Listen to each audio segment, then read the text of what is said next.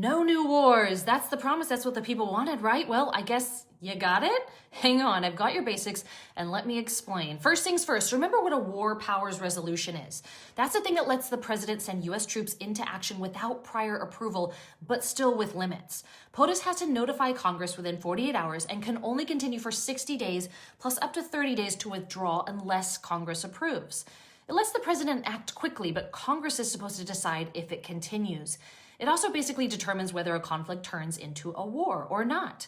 Okay, so last Friday, right before the 60-day war powers deadline hit, Trump basically said, okay, Operation Epic Fury is done. Hostility's over, we're making a clean break, and it was just in time. But then literally the next day, he rolls out something new called Project Freedom. Totally different name, different framing, and now it's being called a humanitarian mission, an operation, not a war. And we need Project Freedom because there are a bunch of ships stuck in the Strait of Hormuz and crews are running low on food and basic supplies. So the US Navy is now stepping in to escort them out safely so they can get moving. Helpful, and also it's needed. But if anyone thinks Iran is off the hook and can return to nasty business as usual, Trump added in his statements, if anyone messes with this process, the US will respond forcefully. So it's a humanitarian mission with a very clear edge. At the same time, talks with Iran are still happening. And this is where it gets interesting.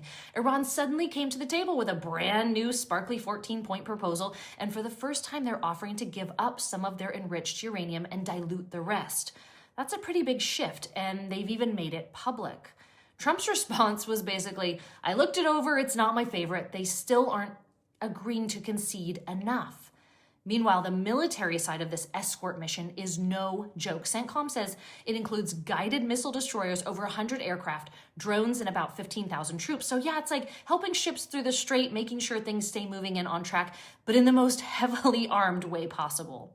And here's the strategic part. Technically, the US isn't starting a new conflict here. They're just escorting ships. So if Iran attacks, they're the ones starting it, and the US can respond defensively without restarting that war powers clock.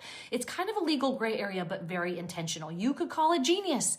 You should all call it genius. Trump is keeping the pressure on and simultaneously keeping hold of his cards and not letting Iran do what they do best, which is stall and lie and then blame Israel and then stall some more, all the while continuing to cook up hot and fresh batches of nuclear-grade uranium.